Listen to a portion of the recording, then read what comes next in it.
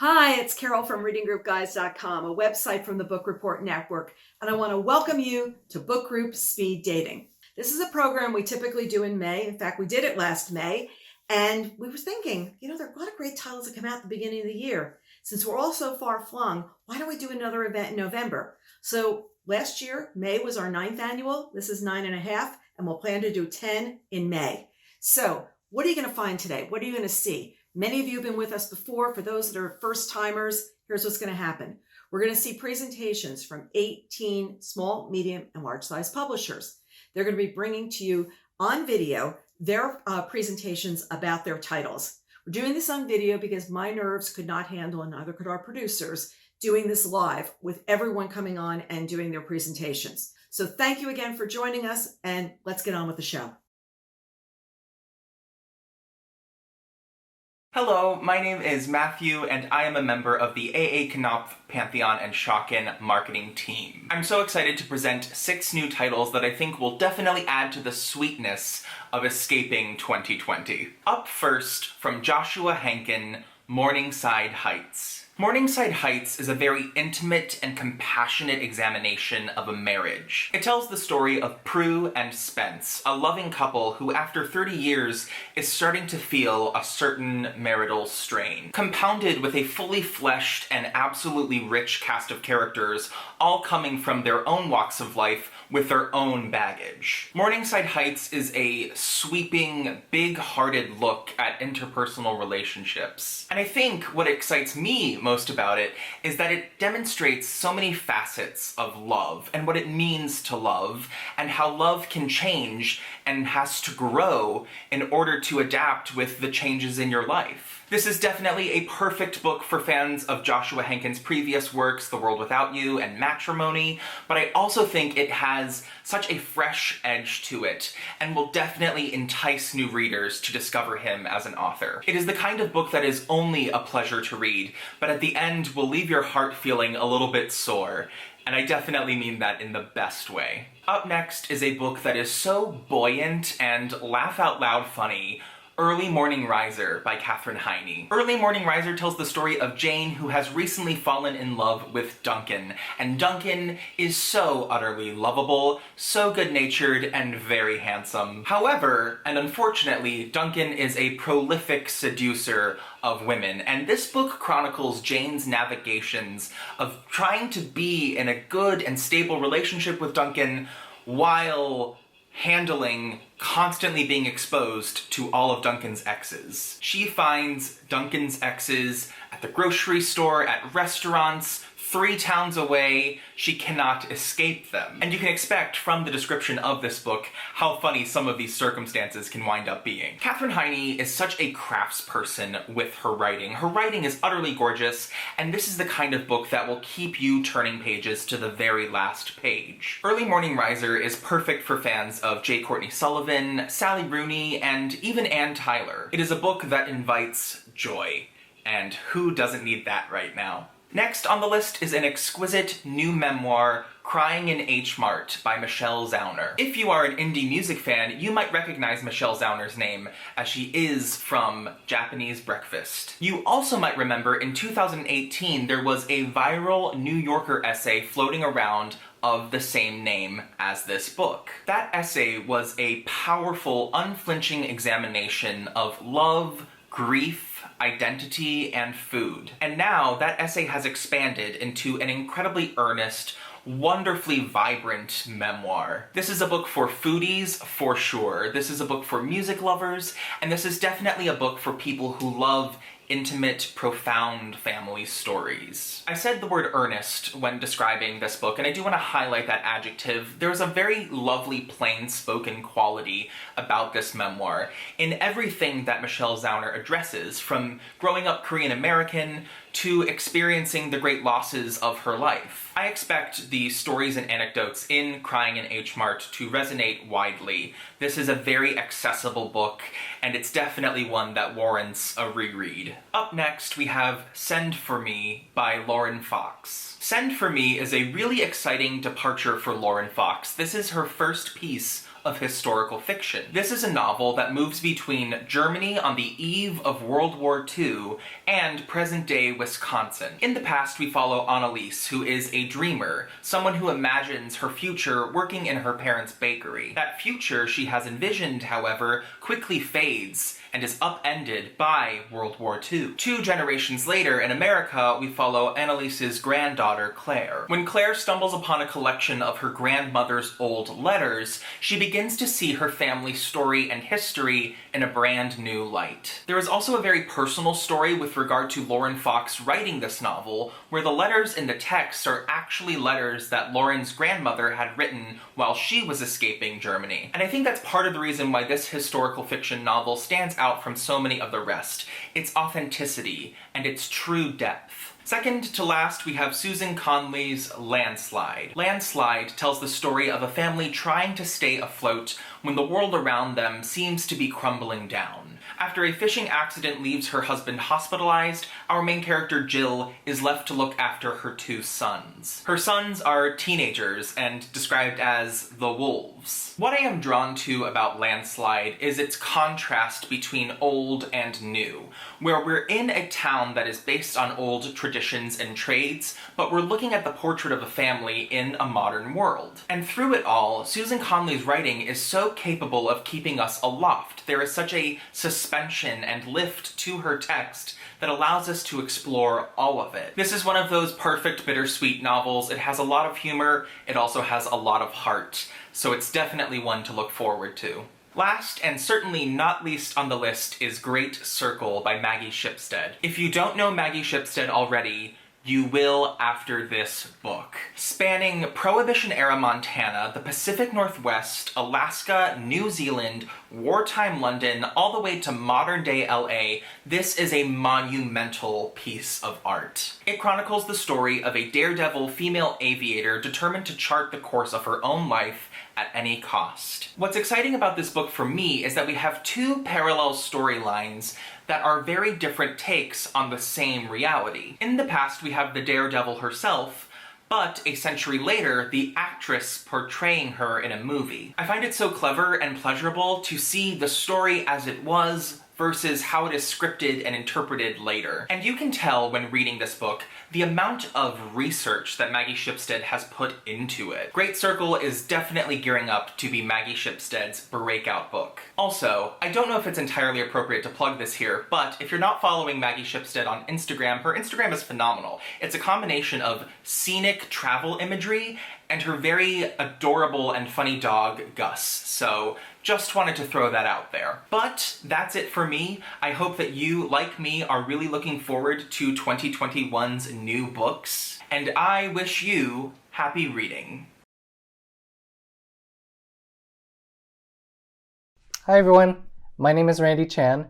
I'm the Senior Marketing Manager for Harlequin Trade Publishing, and that is an umbrella of publishing imprints that is not on the romance side, but on the literary and commercial fiction, as well as select nonfiction titles.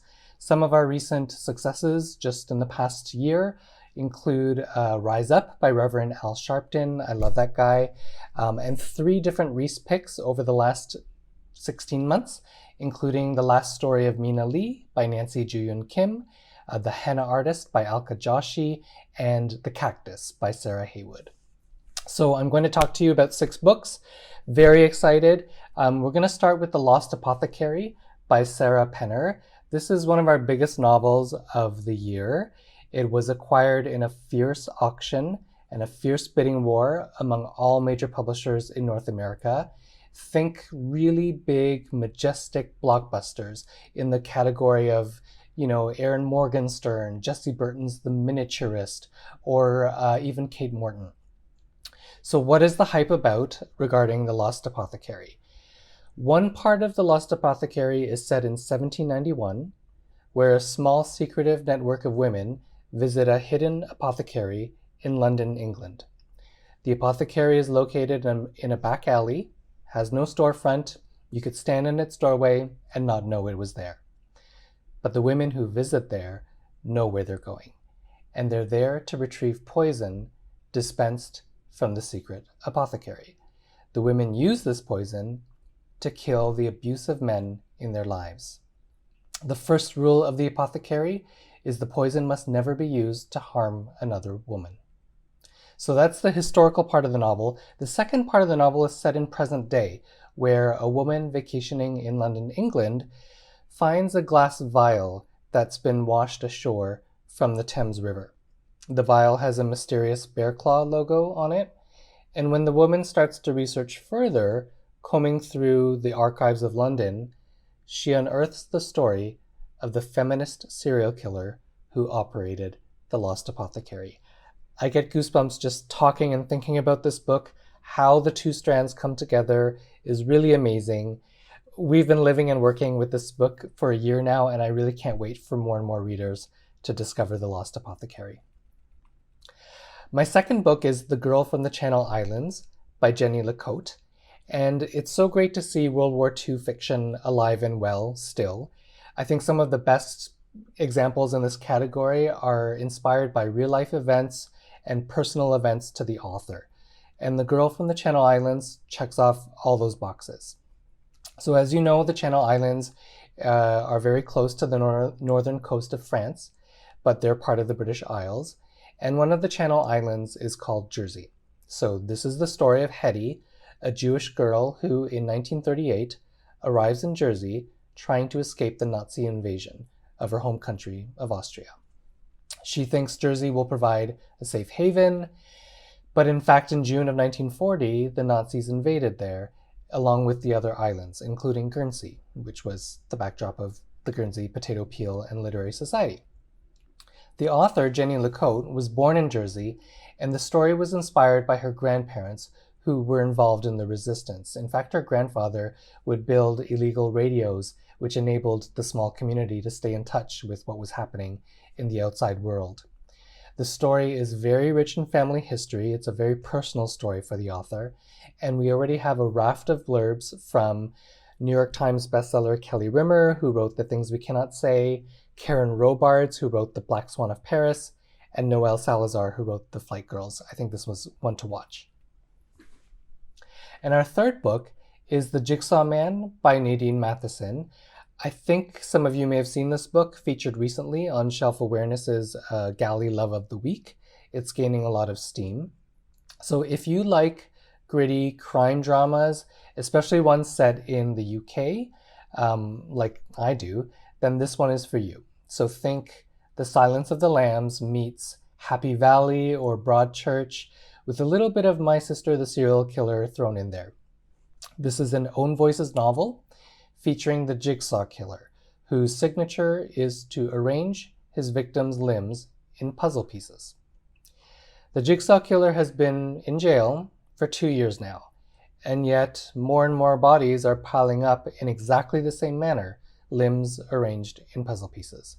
So that means somewhere out on the gritty streets of London, there is a copycat killer on the loose. The author, Nadine Matheson, has drawn on her experiences as a criminal defense attorney, and this is one of the best crime novels I've read in a long time, seriously.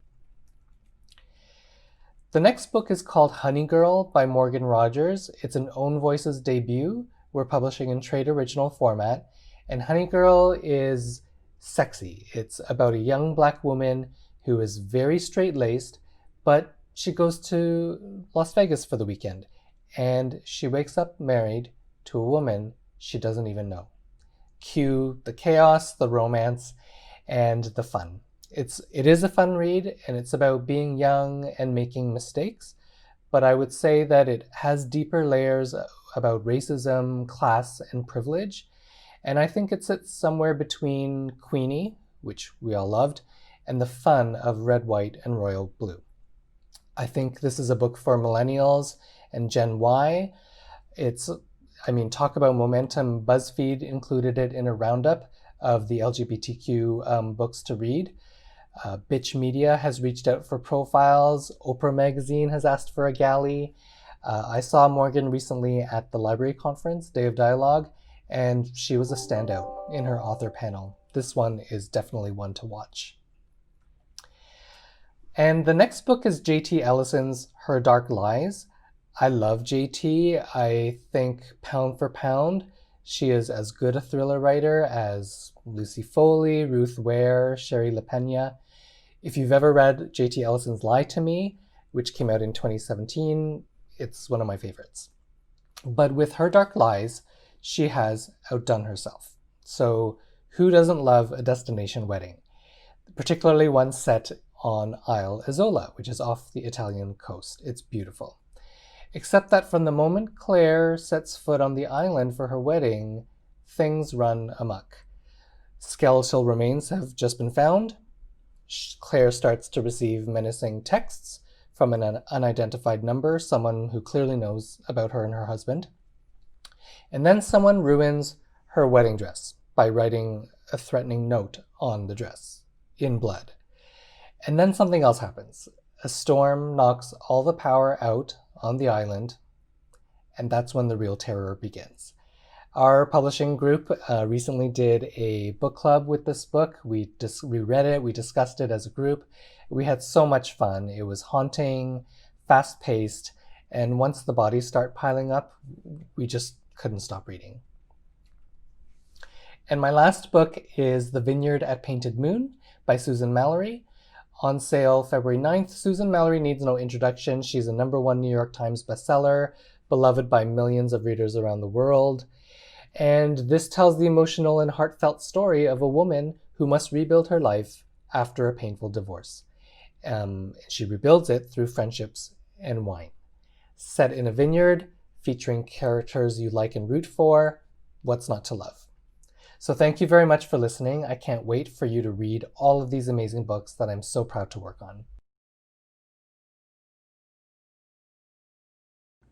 Hi everyone, I'm Liz Anderson from Houghton Mifflin Harcourt, and I'm here today to talk to you about a few of our upcoming books that will be perfect for book clubs.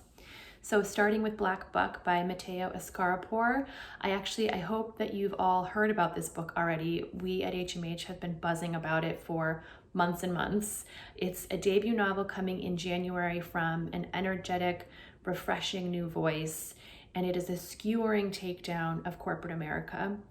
Our main character, Darren, is 22. He's unambitious despite having been the valedictorian of his high school. He's working at Starbucks in Midtown Manhattan when he meets Rhett Daniels, who is the CEO of a tech startup in the building. Darren impresses Rhett with his sales pitch for a more expensive coffee order, and then before Darren knows it, he's been offered a sales job with Rhett. He looks around at his new job and he very quickly realizes that he is the only Black person working for this company, and that it is also very much like the worst kind of fraternity. But Darren decides to go along with it anyway, and he rises through the ranks and he adopts that New York City sales guy persona, alienating everyone in his life and becoming unrecognizable even to himself.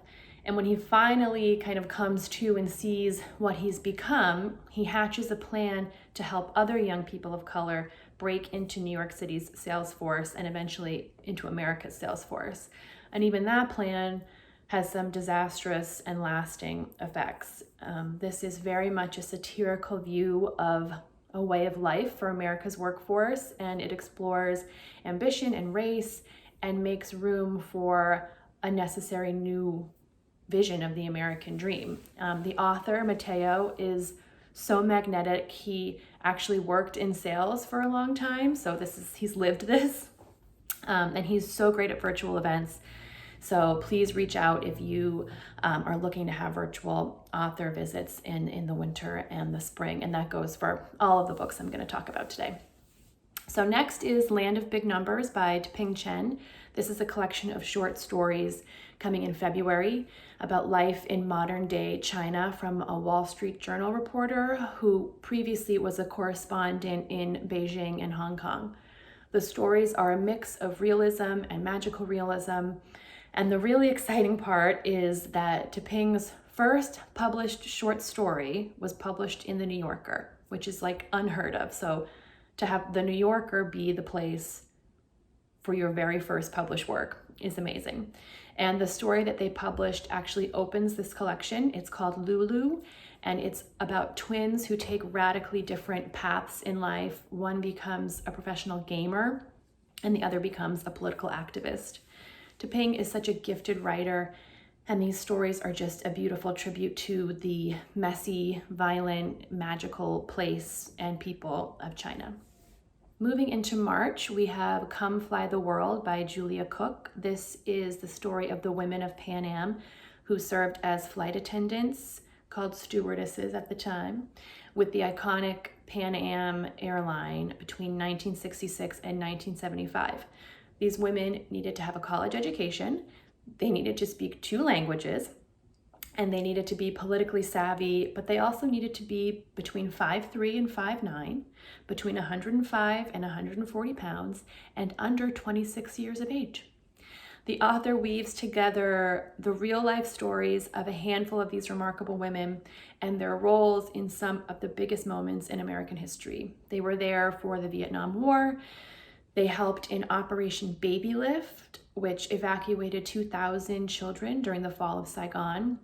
So this is a really cinematic, glamorous, dangerous story of some incredible women who jumped at this chance to fly with Pan Am to change their lives, to get out of their towns. And in the vein of Hidden Figures and Code Girls, this is a book about the hidden history of women in America. Next is The Conductors by Nicole Glover, also out in March. And this is a debut novel by a new voice in fantasy fiction. Our heroine here is Hetty Rhodes. She's a magic user who was once a conductor on the Underground Railroad and who now solves crimes that white authorities won't touch in post-Civil War Philadelphia. And when she finds one of her friends dead, her investigation leads her to a web of secrets and lies among the elites of Black Philadelphia. And she has to confront some ugly truths about the world around her and also about herself. Nicole is beautifully using speculative fiction here to explore important historical and cultural ideas. And so if that kind of combo sounds like something your club would be into, I highly recommend this novel. So moving on to The Postscript Murders by Ellie Griffiths. You're hopefully already familiar with Ellie Griffiths. She writes 2 series here in the US, the Ruth Galloway Mysteries and the Magic Men Mysteries. She also wrote a standalone mystery last year called The Stranger Diaries, which won the Edgar Award. And so The Postscript Murders, which is the book I'm really talking about today, is her second standalone, although the detective from Stranger Diaries does appear here. And it follows the death of 90-year-old Peggy Smith, who it turns out was a murder consultant for many famous and successful crime writers, which means she gave them ideas for the murders in their books. So when she winds up dead, followed quickly by 2 other novelists that she had helped, we start to think there might be foul play. And the investigation leads to a literary festival in Scotland, and there are some amazing armchair detectives who are helping to solve the crimes. And so if you're in the book world, or even if you just love reading crime and mysteries, you will love this literary murder mystery. And the last book that I'm going to share with you today is called The Arsonist City by Hala Alian. Hala's debut novel, Salt Houses, came out in 2017, and it won the Arab American Book Award and the Dayton Literary Peace Prize. She's Palestinian American, and she writes these wonderful, complex, important novels about home place and identity and family. Her new novel, The Arsonist City, which comes out in March, is the story of the Nasser family who have returned to Lebanon from the US to sell their ancestral home in Beirut. The Nasser children, who are grown adults, but they have hidden secrets and sibling rivalries. They're first generation American, and their parents left Beirut in the 70s. So the return to Beirut, to a place changed by war, and with these simmering family secrets and dynamics, makes for a riveting story of family and how we often hide from the people who would actually understand us the most. I think that's a great book for me to end on. All of the books that I just talked about would be excellent picks for your book clubs. There's lots and lots to talk about, a lot of different kinds of books. And if you're interested in any of them, you can find more information as well as discussion questions. You can find More book club suggestions all on our website, hmhbooks.com, and you can find us on social at hmhbooks everywhere.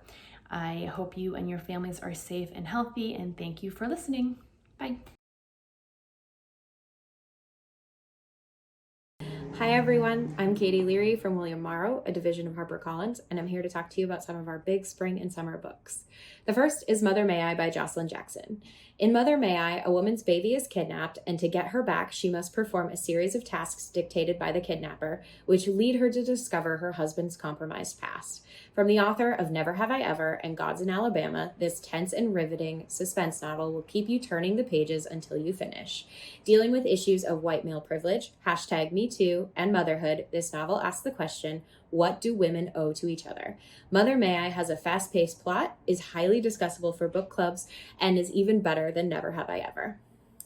Next is You Belong Here Now by Diana Rostad. You Belong Here Now is a brilliant debut reminiscent of Christina Baker Klein's The Orphan Train, and perfect for readers of Christina McMorris's Sold on a Monday and William Kent Kruger's This Tender Land. This novel is centered on an intriguing part of history, but it also delves into issues that affect everyone. Catnip for book clubs.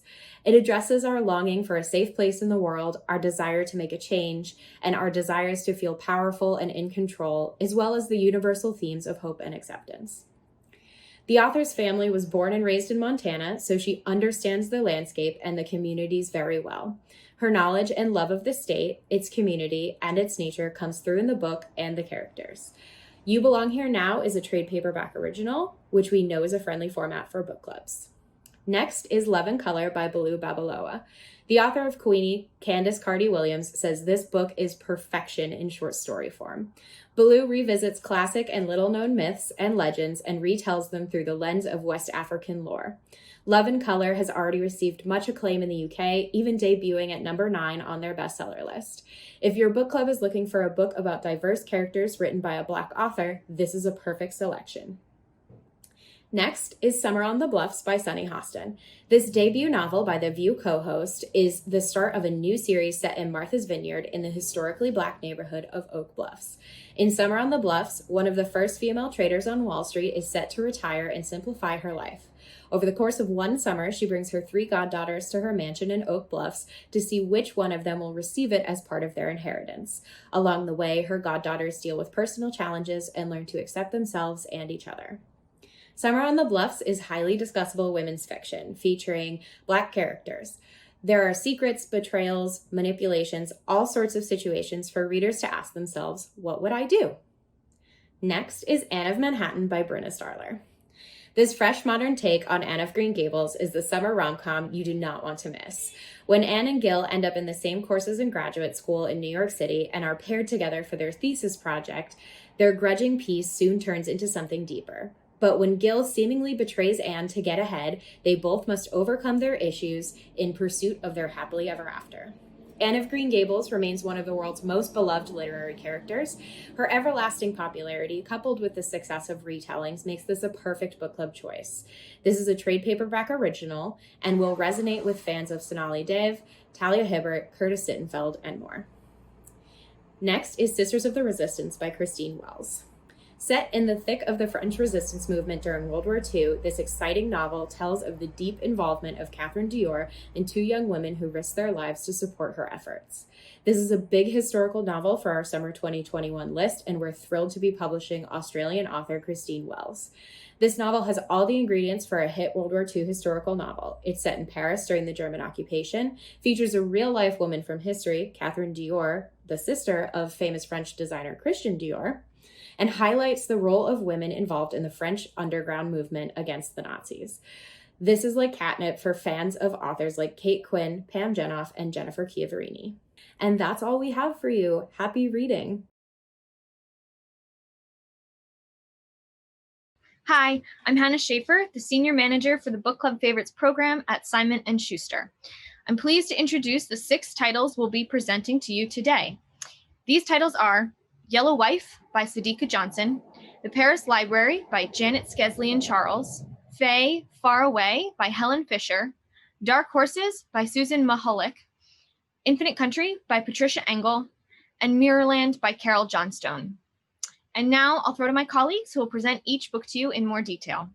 Hi, I'm Lauren Ween, the editorial director of Avid Reader Press, and this is Infinite Country, the fourth novel by Patricia Engel. The novel opens with 15-year-old Talia, who's at a correctional facility in the forested mountains of Colombia, and she needs to get home. She needs to escape and get back to Bogota because there is a plane ticket waiting for her. And if she misses her flight to the United States, she's going to miss her chance to be reunited with her mother and her two siblings. Her escape from the facility provides the suspenseful heart in your throat spine of the novel, but what provides its beating heart is that we then get the backstory of Talia and her father and her mother and her two siblings and how this family came to be separated. And how some of them are documented, some of them are undocumented. And it's this incredibly moving, gripping, brilliant depiction of a mixed status family. And you get more from this book than you could ever get from a headline in a newspaper. Patricia herself is the daughter of Colombian immigrants. She grew up here in the States, and she knows what she is writing about. This novel, it's a rare specimen. It is a page turner that is also a true work of art by somebody who knows the people and the places that she is writing about. Hi, my name is Trish Todd, and I'm the editor of a book that I think will capture your book-loving heart. The Paris Library is set in Paris during World War II, and it's based on the real librarian heroes of the American library who defied the Nazi occupiers by smuggling books to Jews. It's librarians versus Nazis, and the librarians win. The book has two heroines, Odile, who has landed her dream job at the American Library just as World War II breaks out, and Lily, a lonely teenage girl who lives in 1970s Montana next door to a mysterious, reclusive old French woman, who is, of course, Odile. Why is Odile now living in Montana? Why has she never returned to Paris? As Lily uncovers Odile's secrets, we do too. What I think book club readers will love about this book is that none of the characters are perfect. During the war, everyone was pushed to extremes, and all of the characters cross a moral line at some point. There's a female friendship at stake, a romance under strain, and family ties that are fraying. The Paris Library asks us to imagine what we would do under such circumstances, and reminds us that books have the power to bring us together, no matter how great our differences are. Hello, my name is Shawnee Spass, and I work in publicity at Simon & Schuster. I'm excited to introduce you all to Phoebe Dolores Brown, the heroine in Sadiqa Johnson's upcoming historical novel, Yellow Wife.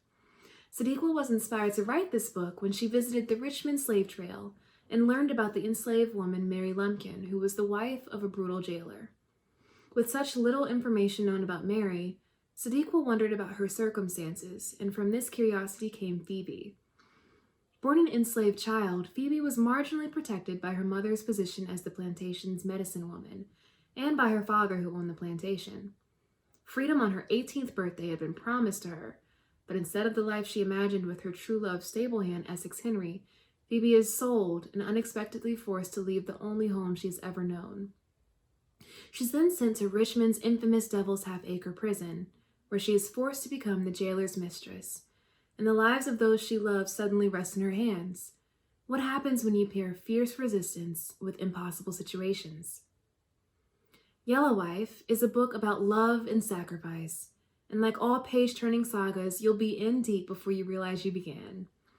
I hope you'll enjoy what best-selling author Attica Locke calls a reminder that the inner lives of Black women are as complicated as they are fascinating.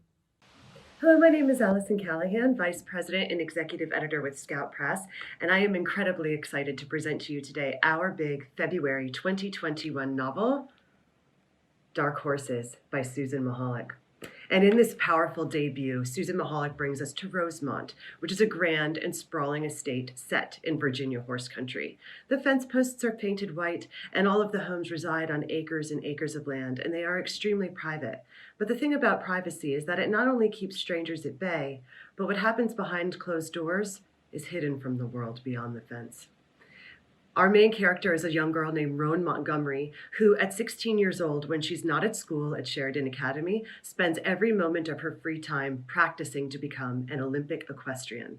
And all of this time that she spends practicing, she is with her father, a former Olympian himself, who is also her coach, who demands from her perfection, who demands loyalty, and above all, he demands obedience. In the vein of Gabriel Tallent's My Absolute Darling and Kate Elizabeth Russell's My Dark Vanessa, with a hint of Flowers in the Attic, this unbelievably powerful debut has a final paragraph that will get your book clubs buzzing. Do not sleep on Dark Horses, which has already received 2-starred reviews, even though it doesn't come out until February, with Publishers Weekly calling it a powerhouse. Dark Horses by Susan Mahalik. Hi, I'm Jackie Cantor, Senior Editor at Gallery Books, and I'm excited to tell you about one of my favorite novels on our spring list, Faye Far Away by Helen Fisher. Let me start by telling you that my mother died when I was a child. In the many years since she's been gone, not a day goes by that I don't think of her. I wonder how she might have felt about the world she left to me. Faye, the heroine of this bewitching debut, also lost her mother as a child, but she was able to find her again. And the story of their improbable reunion when Faye is magically transported 30 years back into the past gave me a peace I never quite expected to find, certainly not within the pages of a book, and soothed the anguish I felt ever since I was a girl. You might expect Faye Far Away to be mournful or tragic, but you'd be wrong. Instead, it's winsome, quirky, funny, and sweet, perfect for fans of Rebecca Searle's In 5 Years or Sarah Addison Allen's magical garden spells, perfect for anyone who yearns for a life touched by wonder. And if, like me, you've ever experienced a grief so deep that you fear is too stubborn to dislodge, I hope you'll pick up this gorgeous story about the magic of faith and the timelessness of love. It will change your life, I promise. I'm Valerie Steicher, an executive editor at Scribner, and I'm here to talk about Carol Johnston's debut, Mirrorland, a dazzlingly propulsive psychological thriller with echoes of Rebecca, Gone Girl, and Room. What is it about? Well, imagine that your twin sister disappears in a mysterious sailing accident, forcing you to leave LA and return for the first time in many years to the imposing childhood home in Edinburgh, where the two of you grew up and invented, under the kitchen stairs, a magical place full of pirates and witches and more, where every night you had thrilling adventures whose dangers seemed far too real. What pieces of the past might you expect to find? Meanwhile, your sister's husband is watching your every move as you try to unravel the mystery of her disappearance. Strange notes and cards and texts keep arriving with clues, and each day brings new, not always welcome realizations. What would you do? This tense, twisty psychological thriller will keep you guessing, trying to separate fact from fantasy and memories from illusions. It's perfect for readers of Greer Hendricks and Riley Seeger, and readers who loved All the Missing Girls and The Luckiest Girl Alive. If you love brilliant, suspenseful reads, Mirrorland. Hi, I'm Nancy McCluskey from Tin House. I'm so excited to tell you about some upcoming releases. First up, The Butcher's Blessing comes out on November 10th by Ruth Gilligan. This book is so good. It's so creepy. It's an Indie Next pick, an Amazon editor's pick, a Barnes & Noble favorite book of the month. It takes place in Ireland in the 1990s, just as this tension is happening in the country. They're just stepping onto the global stage economically, and at the same time there's this pull to the older ways, the traditions, the superstitions, the myths, and all of that tension is alive in this book. It opens with a man in a rural slaughterhouse hanging from a hook, and the last page is a young girl wielding a very sharp knife trying to enact revenge. We have such high expectations for this book. You'll want to read it with all the doors locked, but you won't be able to put it down. Comes out November 10th, $25.95, hardcover. Next is A Got by Marlene von Kirk. Hands down, my favorite book that Tin House has ever published. We published it initially in 2010, and Toni Morrison wrote me a letter to tell me that she thought the book was mesmerizing. She gave us a blurb for the front cover. And Mary Gateskill wrote this 2-page review in Book Forum that was so devastating and so insightful. I practically memorized it. I had to write her a fan letter. That's how much I love this review. The New York Times Book Review gave it a full spread review, glowing. She's compared to J.M. Coetzee, and this book to me has everything. It's so psychologically astute. So it takes place in the 1950s through the 1990s. It starts with Milla, this farm owner in South Africa, who takes in this young black slave girl into the home. This was not done at the time. The husband did not want this. The neighbors did not want this, but she was insistent. And then at the end, she's dying of ALS, and she can only communicate with her eyes, and it's only her and a God. And all the power dynamics, all of the tensions are alive. And it's a masterpiece. It's coming out on December 1st as a trade paperback original, 1895. The House on Vesper Sands by Porrick O'Donnell. We know about this because Helen McDonald was going on and on and on about what a genius Porrick O'Donnell is on NPR, and we immediately went to find this book, and he is a genius. This is a chiller of a mystery, Victorian, 1890, and this, it's very creepy, but also very funny, and it's made for the modern age. So it begins with a seamstress who jumps out of her employer's home with a message stitched into her skin. And there's a rash of missing girls. And there's an Inspector Cutter who is deeply committed to his work, but also so wryly funny. He will have you laughing out loud. And then there's Gideon Bliss, who's in love with one of the missing girls, and he gets involved in the investigation. And then there's this reporter, Octavia, who she's supposed to be writing about society pages, but she knows that there's a story here and she can't look away. This book is so good. We know it's going to be an indie next pick. We have 20 endorsements from booksellers. Barnes & Noble has taken a huge buy for this book with merchandising. We're doing an enormous print run. We couldn't be more excited. It's coming out on January 12th as a hardcover, $25.95. Next is Bride of the Sea by Iman Quota. This is our debut on the list. And it's about this young couple from Saudi Arabia who is living in Ohio, and their marriage breaks up. They have a young girl, and Munir goes back to Saudi Arabia, and the mother stays with the daughter in Ohio. And things go okay. Munir comes when he can, when they're trying to co-parent from different countries, and it's fine enough. But Samir, the mother, gets more and more nervous that the father or his family will want to take the child back to Saudi Arabia. And on her 5th birthday, she decides to run away. And the rest of the novel is the fallout of that decision. In the backdrop is the Gulf War, is 9/11, is immigration, is culture, and all of that is being done, but the story itself is so personal, so intimate, so deeply felt. It's an extraordinary book by a debut author born in Saudi Arabia and raised in Ohio. It's coming out on January 26th as a trade paperback original, $16.95. Next is The Whispering House by Elizabeth Brooks. Elizabeth Brooks published The Orphan of Salt Winds, and for Tin House, it was a word-of-mouth sensation. We're so excited to bring out our second book.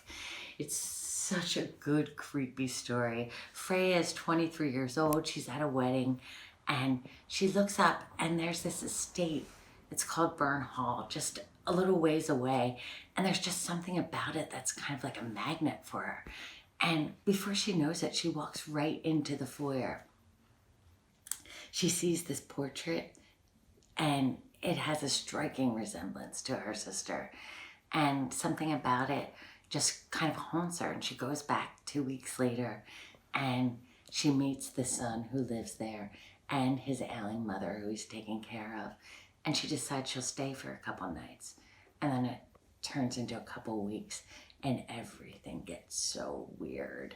And she has to question who she is and what really happened to her sister and what is love and the power of it to bring tenderness but also unspeakable violence. It's coming out on March 16th as a trade paperback original, $16.95. And last, I have to tell you about Unsettled Brown by Claire Fuller. She's the author of Our Endless Numbered Days, Bitter Orange, and Swimming Lessons. This book that's coming out this summer is going to blow your mind. It's the best book that she's written yet. As soon as I have galleys, I'll let you know. Thanks so much. Hi, my name is Colleen Uccio, and I'm thrilled to be here to present you with 6 new exciting books from Random House that are awesome book club picks. The first is The Smash Up by Allie Benjamin. A family is upended when their small town life becomes the latest battlefield in the culture wars in this of-the-moment novel. Taking inspiration from a classic Edith Wharton tale about a small town love triangle, The Smash Up is a contemporary exploration of how the things we fail to see can fracture a life, a family, a community, and a nation. The Smash Up is perfect for fans of Meg Wolitzer and Taffy Brodesser-Agner and anyone looking for an exciting, thought-provoking novel as it illuminates some of the biggest issues of our time. It will be available February 23rd. Our next pick is Madhouse at the End of the Earth by Julian Sankton. It is the harrowing, true survival story of an early Arctic expedition that went terribly awry, with the ship frozen in ice and the crew trapped inside for the entire sunless Antarctic winter. Drawing on first-hand accounts of the ship's voyage and exclusive access to the ship's logbook, Sankton tells the story of that long, isolated imprisonment on the ice, a story that NASA studies today in its research on isolation for missions to Mars. In vivid color, Sankton recounts the myriad of forces that drove the crew right up to and over the brink of madness. Fans of David Grann, Erik Larson, and Hampton Sides will love this book. It will be available May 4th. Next up is Sunflower Sisters. The New York Times bestselling author of Lilac Girls and Lost Roses, Martha Hall Kelly, is back with the conclusion of the Faraday women's story. In Sunflower Sisters, Kelly tells the story of Caroline Faraday's ancestor, Georgiana Woolsey, a Union nurse who joins the war effort during the Civil War. Her calling leads her to cross paths with Gemma, a young enslaved girl who is sold off and conscripted into the army, and Anne May Wilson, a Southern plantation mistress whose husband enlists. As always, Martha has written a beautiful novel that book clubs will adore discussing. You can get your hands on Sunflower Sisters March 30th. Our next pick is How Beautiful We Were by Mbolo Mbui, the best-selling author of Behold the Dreamers. How Beautiful We Were is a sweeping, heart-wrenching story about the collision of a small African village and an American oil company. Summoning the lyrical voices of the villagers and illuminating with great sensitivity the dynamics between the oppressed and the oppressor, Mbolo delivers an unforgettable, fearless story of resistance. It's a stunning reckoning with the legacies of colonialism, capitalism, and environmental degradation. Perfect for readers of Toni Morrison, Colson Whitehead, and Barbara Kingsolver. It will be available March 9th. Next up is the Dictionary of Lost Words. In 1901, the word bondmaid was discovered missing from the Oxford English Dictionary. This is the story of the girl who stole it. Set during the height of the women's suffrage movement and based on real events, the Dictionary of Lost Words is a delightful, lyrical, and deeply thought-provoking celebration of words and the power of language to change the world around us. It's perfect for fans of the Guernsey Literary and Potato Peel Pie Society, Dear Mrs. Bird, and the Little Paris Bookshop. It will be available April 6th. Our final pick for you is When the Stars Go Dark. Book clubs have always loved best-selling author Paula McLean's rich historical novels, but they're going to love her new novel, a propulsive, deeply affecting literary thriller, even more.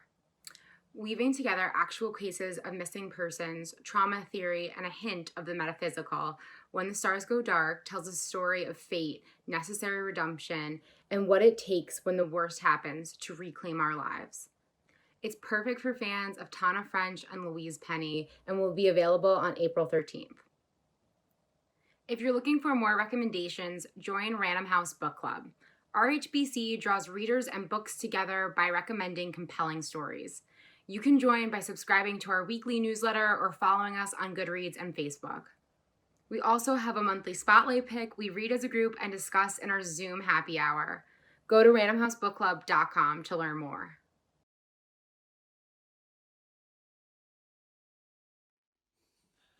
Hello, and thank you for joining us. My name is John Mark Bowling, and it is our pleasure to share some of Grove Atlantic's upcoming titles with you today. We've selected some books that will get book club members excited to read and that will spark meaningful, rich discussions along the way. The first book I want to tell you about is Douglas Stewart's debut novel, Shuggie Bain, and it tells the story of a young boy living outside of Glasgow, Scotland in the mid-1980s. The region is hard hit by the collapse of the mining and shipbuilding industries, and it's in this setting that we find young Shuggie struggling to take care of his alcoholic mother, whom he dearly loves, but he's also struggling to try to be a normal boy when it's clear to everyone else but him that he's gay. This is a heartrending story, but it's punctuated with flashes of humor, and of course it's brilliantly, gorgeously written. Douglas wrote the novel over 12 years across mornings and weekends as he pursued a career in men's fashion design. And the book was published to great reviews, but it was right as the pandemic began and we had to cancel his tour to everyone's disappointment. However, the word of mouth was strong with this one, from passionate independent booksellers and readers who were just bowled over by it, and it continued to build throughout the spring and summer. And now, as of this filming, Shuggie Bain has been shortlisted for the Booker Prize, the National Book Award, the Center for Fiction's First Novel Prize, the Kirkus Prize, and longlisted for the Carnegie Medal, which is all very gratifying. And the new paperback editions have a reader's group guide inside, and that can also be found at groveatlantic.com. Hi, my name's Justina, and I'm so excited to talk with you about Writers and Lovers by our superstar author, Lily King. Grove has been so fortunate to publish Lily throughout her entire career, including her breakout success, Euphoria, a few years ago. Writers and Lovers was a critically acclaimed New York Times bestseller, and we're so excited to bring it out in paperback this February. It follows Casey Peabody, who's 31 years old. She's really at a crossroads in her life. She's reeling from her mother's unexpected death. She's recently had her heart broken. She's been working on her unfinished novel for the last 6 years. And to make ends meet, she's working as a waitress in Cambridge. During this period, she meets and falls in love with two very different men. So this is absolutely a love story in the best sense, but it's really about Lily finding love for herself and finding freedom and fulfillment in her creative desires.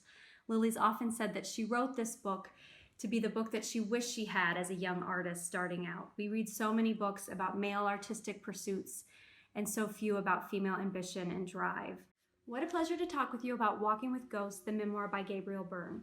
You're probably familiar with Gabriel from his wonderful career as an actor on the big and small screen, but he's also a gifted writer and an incredible storyteller.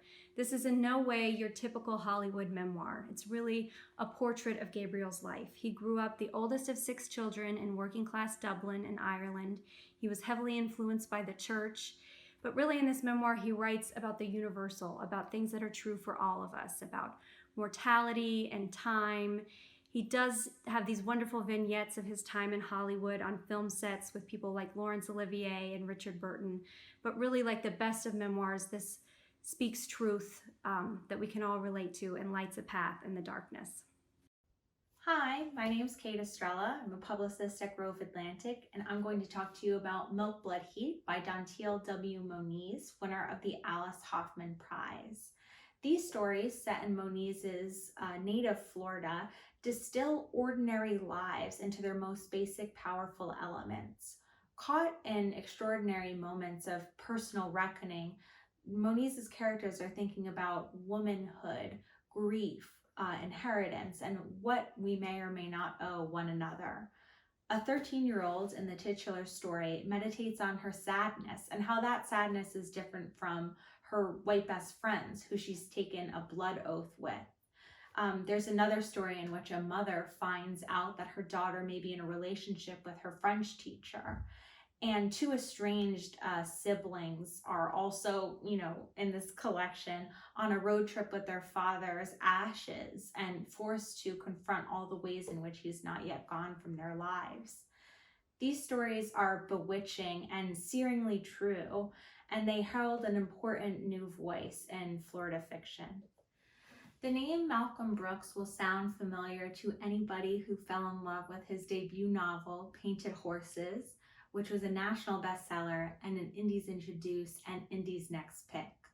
Brooks is back with Cloudmaker, a sweeping American novel set against the backdrop of a deepening Great Depression in Montana. The book opens with Houston, Huck, as he's known, Finn, finding a dead body in the creek with his friends. He steals the dead man's rare Lindbergh flight watch, and part of the reason he does that is that he's trying and failing to get a plane of his own off the ground. That's when his cousin Annalise arrives from Los Angeles. She's had flying lessons herself and has been sent away because of an indiscretion that she committed while back at home. The two immediately fall in together, and they're following Amelia Earhart's journey around the equator. And as they're trying to build a plane, they're also building their worldview. They're thinking about the difference between heaven and earth, tradition and what comes next. It's a really hopeful and beautiful lyrical novel. Brooks is known for this lush, breakneck prose that just sweeps you away, and I think it will truly make you feel like you're flying. Cloudmaker is out in March from Grove Atlantic. The next book I'd like to tell you about is Viet Thanh Nguyen's The Committed. Viet's first book, The Sympathizer, was his debut novel, and it drew comparisons from Ralph Ellison to Toni Morrison and John le Carré to Graham Greene. It was a runaway bestseller and hailed as an instant modern classic, and it got tons of awards, including the 2016 Pulitzer Prize in Fiction. Since then, over the course of many opinion pieces and essays, he's also established himself as an influential voice on the topics of immigration, imperialism, and American culture. So his return to novel writing is a very highly anticipated event, and his new novel, The Committed, does not disappoint. This is a sequel to The Sympathizer, though it can be read as a standalone, and in it we find our unnamed protagonist as he arrives as a refugee in 1980s Paris, where he tries to escape his past. He turns to dealing drugs and falls in with a group of left-wing intellectuals and politicians, which in turn makes his life both more interesting and dangerous. Of course, the French occupied Vietnam before the US fought its war there, and in The Committed, Viet once again succeeds in marrying a clear-eyed political vision with a searing satire and an utterly page-turning thriller, which makes it fun to read, of course, but also a lot of fun to talk about.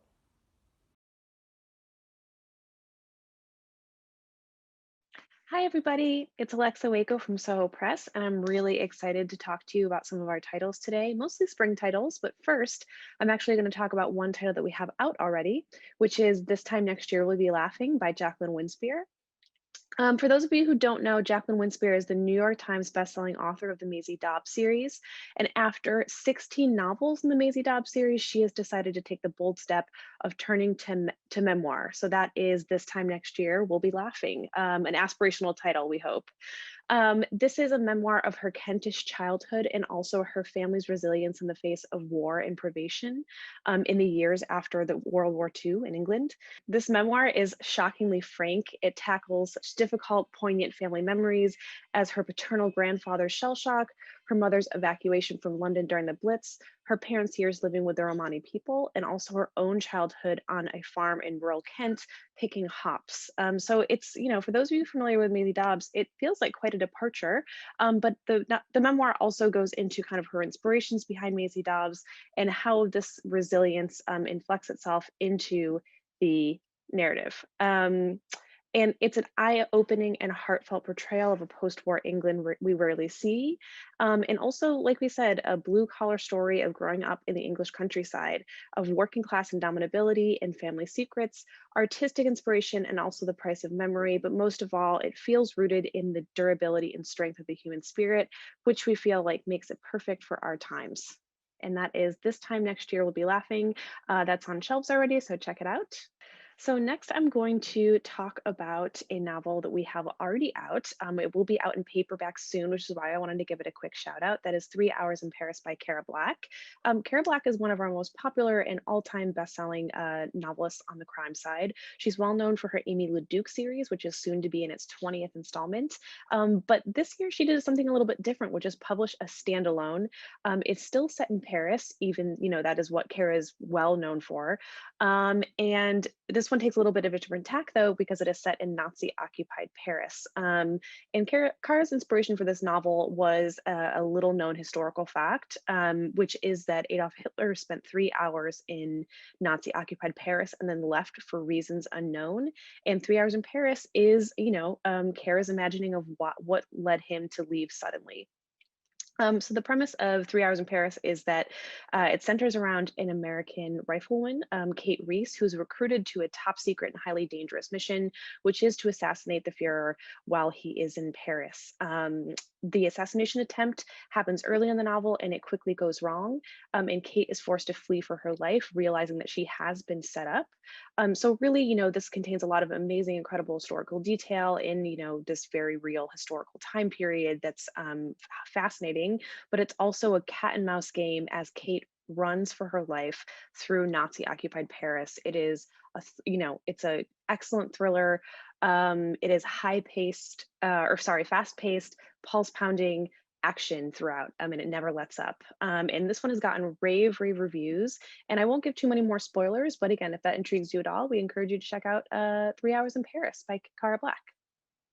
Next up is Mick Herron's Slough House. So those of you who don't know Mick Herron, he is one of the most decorated espionage writers working today. He is often called the John Le Carré of his generation and of the future.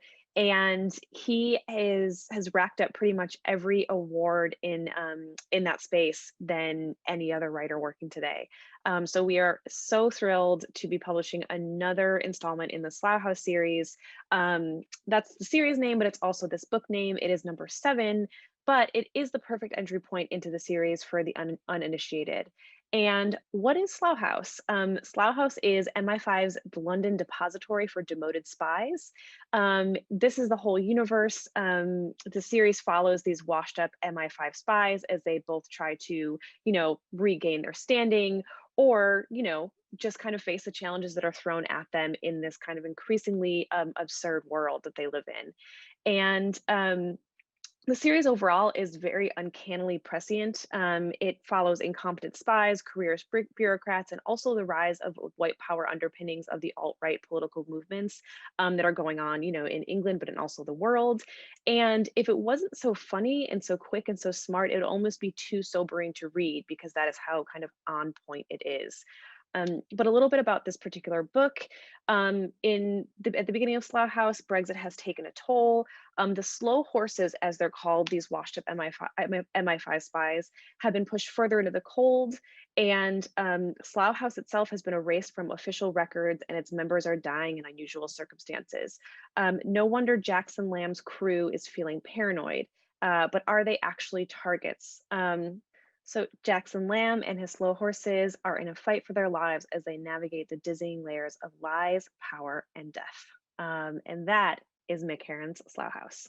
Next up, we have Annie and the Wolves by Andromeda Romana Lex. This is out in February. Andromeda is the author of The Spanish Bow, Behave, and also most recently Plum Rains. And she started out, or her trade is kind of historical fiction, but as she's continued publishing, she's moved into this really interesting territory that blends historical, contemporary, and a little bit of speculative, and Annie and the Wolves is no exception. Annie and the Wolves follows Ruth McClintock, who is a contemporary historian who is obsessed with Annie Oakley. That is Annie Oakley on the cover, by the way. And this obsession has cost her her job, her fiance, and it's on the verge of costing her a book deal. Basically, it's really affected her life. And just as she's about to kind of move on from this obsession, she receives a journal that claims to be a 19th century account of lost psychotherapy sessions that Annie Oakley did. So this kind of ties into this piece of Annie's life that she's most fascinated by, which is this period where Annie may or may not have been abused by her foster parents, known as the wolves in Annie's writings, and that is based in historical fact. And as Ruth kind of dives into this journal, wondering whether or not it's real, she begins to have these out-of-body experiences that may or may not be time travel that link to traumatic experiences in her own life and reveal new facets of them. So this is an incredible meditation on female revenge. And also just a really excellent historical look at Annie Oakley in a really fresh, human, and relatable way. And Andromeda, combines these excellent different genres to make one really stunning contemporary book that touches on kind of timeless issues that relate to womanhood. So that is Annie and the Wolves by Andromeda Romana Lex. Last but not least, we have Lurkers by Sandy Tan. Sandy Tan is an author and filmmaker. As a filmmaker, probably best known for Oscar shortlisted documentary feature Shirkers. She's also directing the upcoming adaptation of Elif Batuman's The Idiot for the screen, so we're really excited about that. About Lurkers, Lurkers was called by Kevin Kwan, author of Crazy Rich Asians, a wildly original book, and I think that is the absolute best way to describe it. Lurkers is composed of interlocking narratives set in suburban LA in the mid-aughts. It is a neighborhood of immigrants, seekers, lovers, and lurkers. There's Korean American teen sisters who recently lost their father to a suicide, an aging gay novelist who is fighting loneliness and also maybe a ghost, and a white mother and her Vietnamese daughter who are dealing with the fallout of lifelong anger issues. And as these neighbors try to keep their distance from each other, they only set themselves on a collision path with one another. That is Lurkers. It is out at the end of March. And, thank you so much for joining us. And we hope to hear from you soon. Thanks.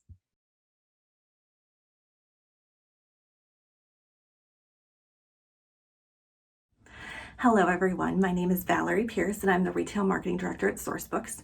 I'm so thrilled that I have the opportunity to chat with you about some of my favorite winter and spring picks that are coming out very soon. And before I get started, just a quick thank you to Carol Fitzgerald at The Book Reporter and to Austin as well. This is a lot of work to put this together and I know that I appreciate it and I'm sure that every single person listening right now appreciates it as well. So without further ado, are you ready to hear about some books? I'm going to take that as yes. My first book is The Arctic Fury by Greer McAllister. This is a fantastic historical fiction, and to sort of set the scene, I'm going to ask you guys, have you heard of The Terror, a TV show on AMC, or are you familiar with the British expedition that tried to see its way through the Arctic Circle?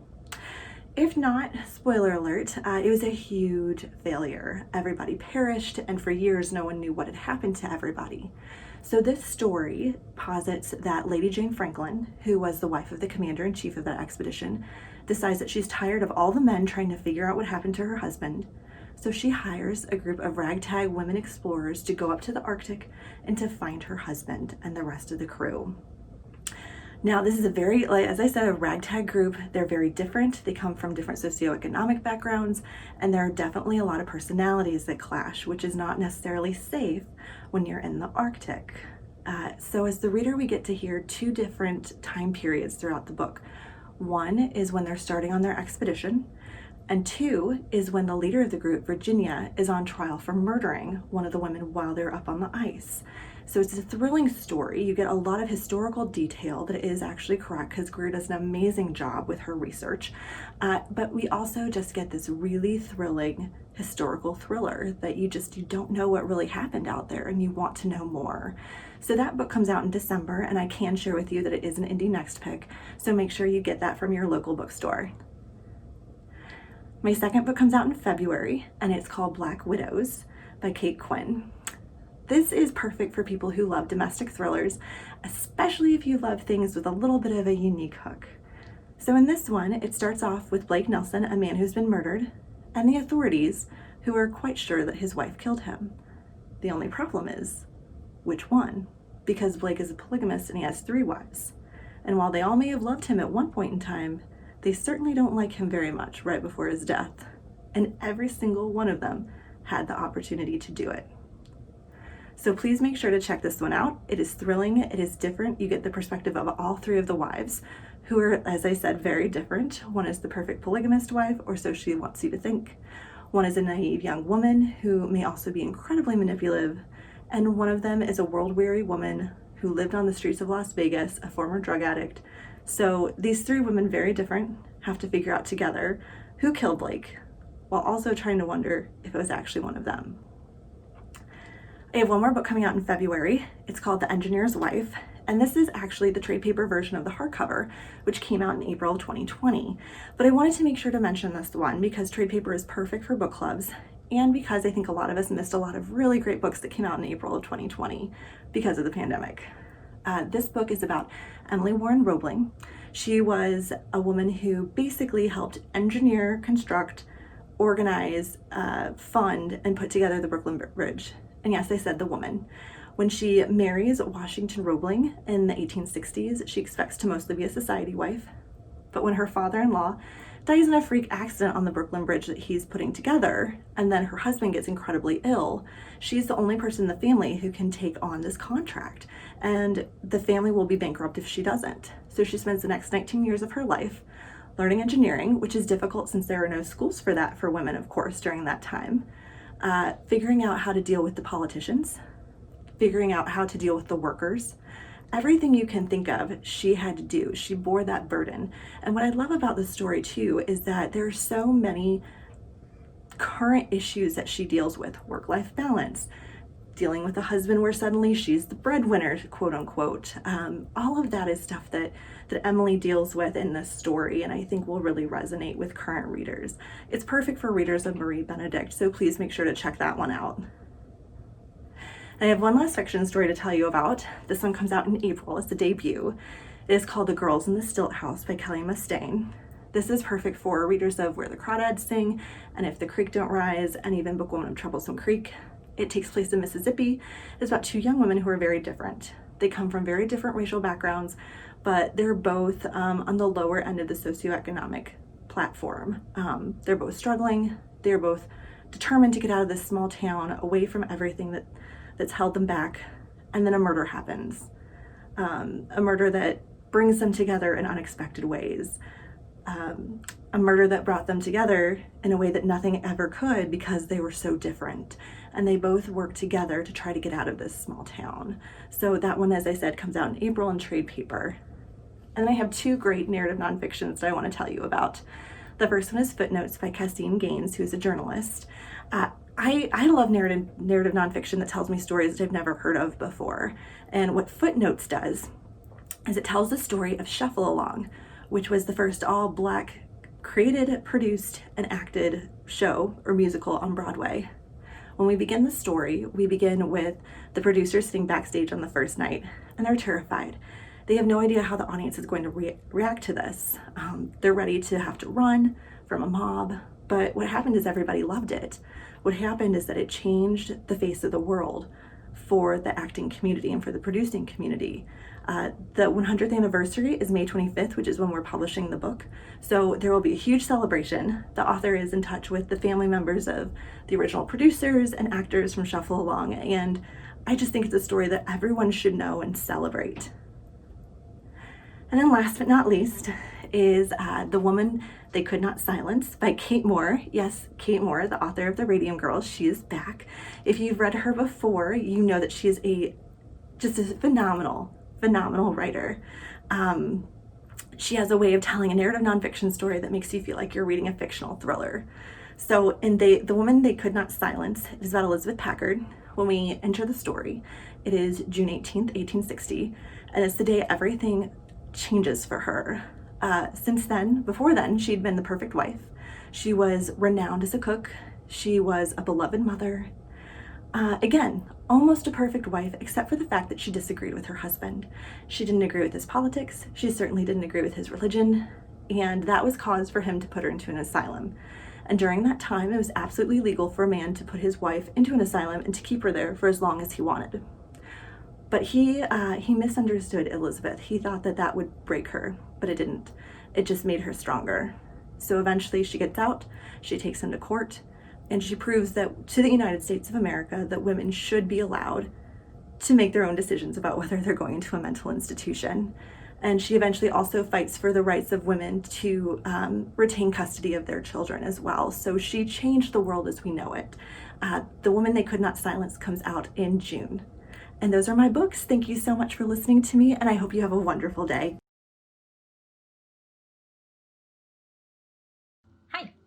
I'm Laura. I'm the Senior Director of Marketing and Publicity for Bloomsbury Publishing. I have 3 books to tell you about today that are coming in winter and spring 2021. First up is Outlawed by Anna North. Outlawed is a feminist Western. We're pitching it as The Crucible meets The Handmaid's Tale. It is set in an America in 1894, where America has actually broken up following the end of the Civil War and is more loosely affiliated territories because the population was decimated due to a pandemic. In these territories, women's fertility is incredibly highly valued, and women who are unable to have children are often killed or jailed as witches.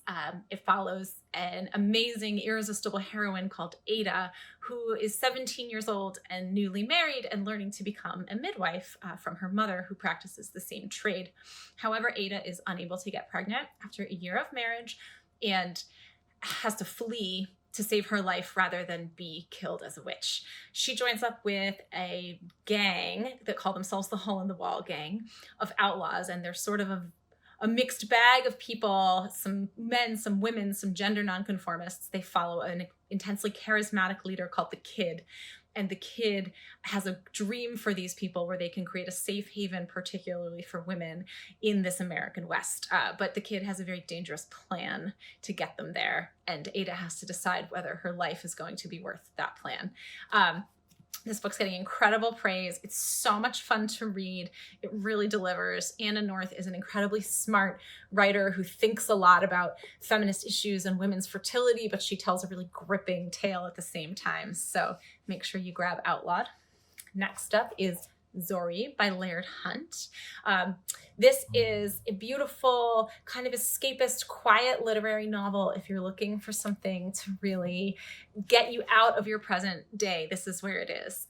It follows Zori, who is a young woman who is orphaned right at the beginning of the Great Depression. She has to leave home to sort of make her way in the world. She ends up wandering around the Midwest a little bit. She finds work at a radium factory, or a watch factory, where she paints the faces on the radium dials. So shout out to the Radium Girls, which I know a lot of people loved. And eventually makes her way back home to Indiana, where she, over the course of her life finds love and loss and family. It's a very beautiful portrait of one person's life, and you feel like you really know Zori by the end of this story, and you love her. You wish you could spend more time with her.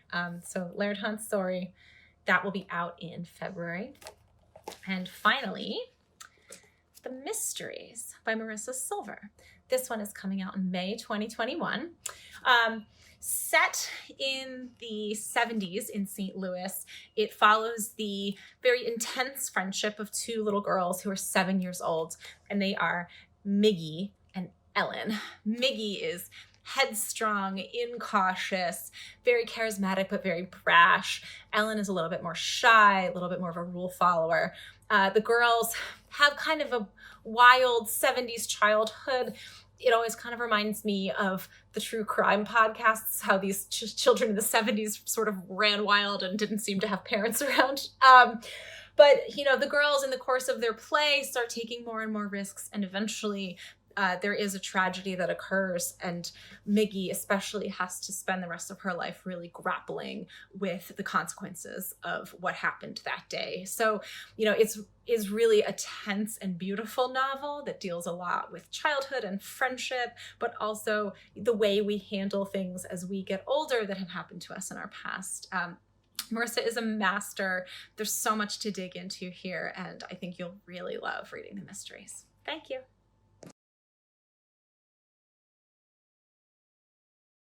Hi, I'm Ann Zangri, Senior Manager, Marketing Services at Ingram Content Group.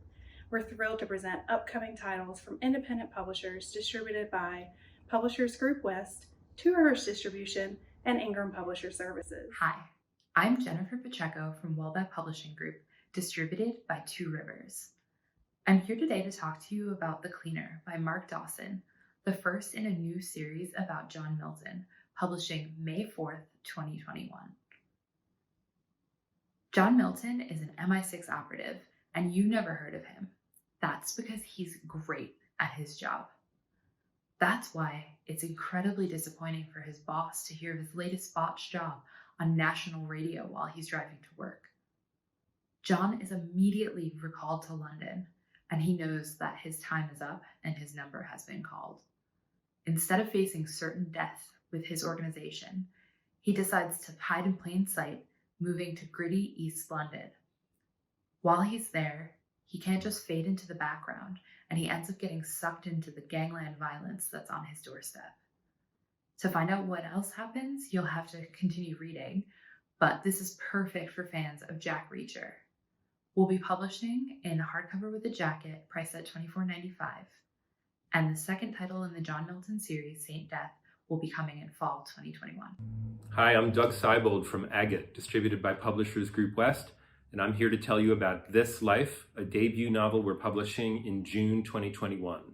This book is by Quantos Conquest, who's been imprisoned at the Angola State Penitentiary in Louisiana, the setting of this book, since 1996 when he was only 20 years old.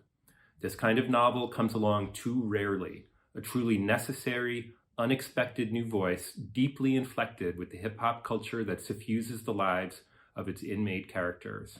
The story reveals the daily life of these prisoners in all its raw, squalid, quotidian detail. This is the first of its two great strengths. Readers will find that the lives captured here, as in all great fiction, are not so different from their own. The second is the incredible freshness and vitality of this author's narrative voice. Too often, American publishing doesn't do a great job of finding voices and writers like Quantos Conquest. This is a terrific book and an important book, and we really believe readers will embrace it. Thanks so much. Hi everyone, my name is Yana. I'm the marketing director at Milkweed Editions, and I'm excited to be with you today, even virtually. This spring, we're publishing a debut novel from writer Diane Wilson called The Seed Keeper. This is one of the most moving books I've read in a really long time. You might know Wilson's memoir, Spirit Car, Journey to a Dakota Past.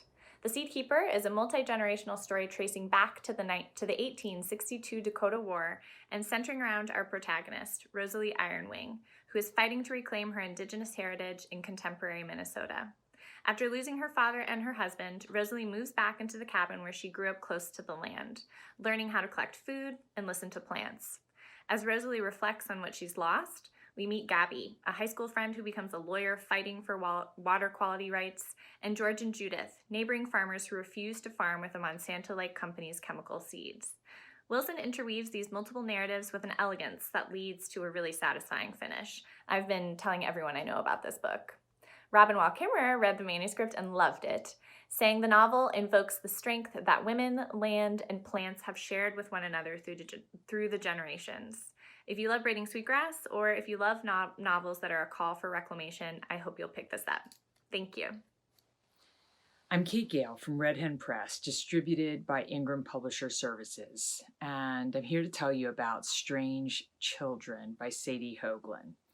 This is an amazing book, and it's told from the perspective of these children in this community. So like Bluest Eye by Toni Morrison, you get to hear this story from the perspective of these kids. And these teenage girls have been married off to the leader of this community, and things do not go well for them. And you get to hear them telling their story. And there's one boy who's telling his story, and he has been kicked out of the community, and he is struggling to survive. And this story is so elegantly told that you feel like you would follow these children anywhere. You want them to thrive, you want them to do well, but you also just want to hear their story because the story is so beautifully written and you want to follow them anywhere. This story will hold your imagination and will grip you. When I read Strange Children, I felt that I could feel Sadie Hoagland whispering to me at night. Hi, I'm Michelle from Dzank, and I'm here to talk to you about a book that I really love. I hope you all will as well. Call It Horses by Jessie Van Eerden. Call It Horses won our prize for fiction last year, and it's a new take on the classic American road trip novel. This one centers on three women, all from rural West Virginia, who right around 1990 are looking out at their small community, and they're all, on the run from something, haunted by the ghosts of these lives that they've lived. So one day they decide to hop in the Oldsmobile and just head out to New Mexico and the desert of Georgia O'Keeffe, along with this hilarious basset hound that makes nothing but trouble the whole time. And it is such an interesting and nuanced portrait of these very complicated women. Many of them are carrying ghosts and versions of themselves that they don't necessarily like, people they want to outrun. But the ways that they connect with each other are just fantastic. So I hope that you will take a look at Call It Horses, which is coming in March 2021. Next up, we have Erica from Bellevue Literary Press. Thanks. Hi, I'm Erica Goldman, publisher and editorial director of Bellevue Literary Press, distributed by Consortium. I'm coming out from behind the scenes today to talk to you about Her Here, an outstanding first novel by Amanda Dennis. Her Here is an existential detective story in which one young woman searches for another and comes perilously close to losing herself. Set in the lush landscapes and sweltering cities of Thailand and Vietnam, and Paris with its narrow winding streets, cafes, and fleeting encounters, it is powerfully atmospheric. It is about youth with its quest for identity, the boundaries between the self and the other, desire, relationships between mothers and daughters, and female friendship. I'm compelled by its potent evocation of that fragile psychic space of early adulthood, when both solitude and a yearning for connection are so keenly felt. Needless to say, it is a book that resonates profoundly with our current moment. This stunning debut comes with high praise from Rebecca Mackay, Alexandra Kleeman, Margot Livesey, and Dina Nieri. Its rich mysteries will incite thoughtful and lively book group conversation. Thank you for listening and for reading. Hi, I'm Erin Levitt. I'm from Norton's Publicity Department, and I'm thrilled to be back with everyone talking about 2 nonfiction titles and 1 novel. I realized when I was putting this presentation together that these 3 books are all uniquely American stories that are about the universal struggles and hurdles that we all face. They are also ultimately those stories of triumph, grit, and determination. The first book is The Doctor's Blackwell. This is a book by Janice Namura, and Norton will be publishing this book in January. It celebrates 2 bold and brave sisters who carved a path for women in medicine nearly 100 years ago. Elizabeth Blackwell became the first woman in America to receive a medical degree. She was soon joined by her brilliant sister Emily. Together they formed the first hospital staffed by women, and the sisters of course, they had many enemies along the way, but they also had allies and enduring partnerships. And the author, Janice Namura, presents these very comprehensively in a story that is ultimately about 2 pioneers who expanded the limits of what's possible for women, specifically in the medical profession. So I think it's an incredibly timely book that celebrates brilliant women doing great things. The next book is Russell Shorto's book, Small Time. He is perhaps best known for The Island at the Center of the World, which is a book about the creation of what we now know today as New York City. He's someone who's interested in the foundations of this country. In Small Town, though, he tells the story of not the country's origins broadly, but more specifically how it relates to his family. This is a very deeply personal narrative about his father and his grandfather. Shorto's grandfather, his namesake, was the number 2 man in the Johnstown, Pennsylvania mob scene. Shorto spent years interviewing his father and his father's contemporaries and perusing public records in order to get the story straight. Given his grandfather's mob connections, Russell wrestles with the legacy that his grandfather has left. And part of the story is actually a mystery involving whether or not his grandfather had a part in the murder of one particular man. It's a book that's rich in insights about Shorto's family, and it's also about pre- and post-war America. It's about the Italian-American immigrant experience and the history of organized crime and the mob. The story is ultimately a story that is both profound and funny because he also has this great way of capturing the colorful tones and cadences of these former wise guys. So I think it's definitely going to be an enjoyable read for anyone who decides to pick this up. And finally, the novel. I had the pleasure of working on Kirsten Valdez-Quade's short story collection, Night at the Fiestas, a few years ago, which many of you may remember. We knew right out of the gate that it would be a special launch. Early on, that first collection got stunning blurbs from so many talented writers and terrific trade reviews. Kirsten went on to win the NBCC's coveted John Leonard Prize. She was also a recipient of the 5 Under 35 award from the National Book Foundation, among many other honors. This is her debut novel. Again, it's called The 5 Wounds. It's going to be published in April by Norton, and it's a story about a family in crisis. The 15-year-old daughter, Angel, who's at the center of the story, surprises everyone when she reveals that she's pregnant. She has an altercation with her mother's boyfriend. She leaves home. She seeks out the support of her estranged father, who himself is struggling. He is unemployed. He's an alcoholic. It's a story that follows a family who is on the brink of collapse. They're all struggling, and the novel explores what it takes to save the people we love. It's a beautiful novel. Kirsten's an amazing talent, and I hope everyone gets a chance to pick this up when we release it in April. Thank you so much. Again, the books are Janice Demura's The Doctor's Blackwell, Russell Shorto's Small Time, and finally the novel, Kirsten Valdez-Quade's The 5 Wounds. Be well. Thank you. Hope to see you all in person soon. Wow, what a great roundup of book group titles. We hope that you found books that you want to read, encourage others to read, discuss, and lead discussions about. Many thanks to our publishing colleagues, without whom this program would not have been possible, for their great presentations and all of their support. Many thanks to Austin Rue, our brilliant producer, who pulled together all these videos today. It was a monumental project, and I really want to thank him for the stellar job he did of working on this.